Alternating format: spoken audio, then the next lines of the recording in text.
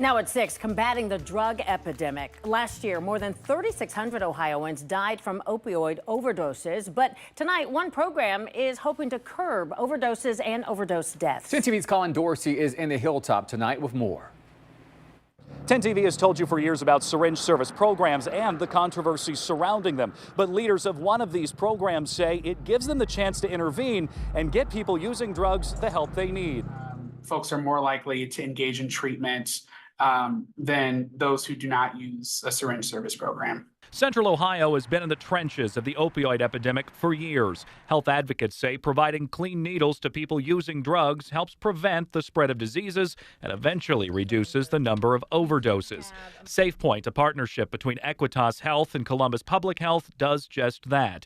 Troy Miller, the Associate Director of Prevention Programs for Equitas Health, says their mobile service is expanding. All of the locations that we have chosen are chosen strategically because we look at the data of where people are when they're overdosing and where people are that need the service. Some of the biggest critics of this say, should we be providing needles to people who are addicted to drugs? Do you see an impact with this?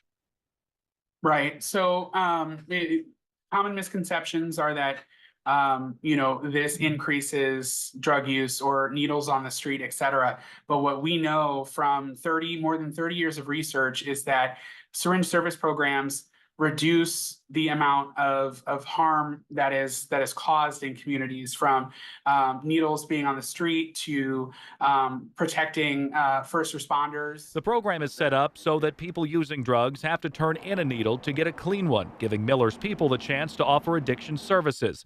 Clean needles also slow the spread of another epidemic. With clean needles means less transmission of disease. So we are reducing the amount of transmission of HIV and Hep C in our community by providing clean needles and syringes. Last year, the SafePoint program collected more than 840,000 syringes in Columbus alone, meaning those stayed off the streets. Now, there's still no set date of when that mobile unit will make it to the west side. Those details are still being ironed out. In the Hilltop, Colin Dorsey, 10 TV News.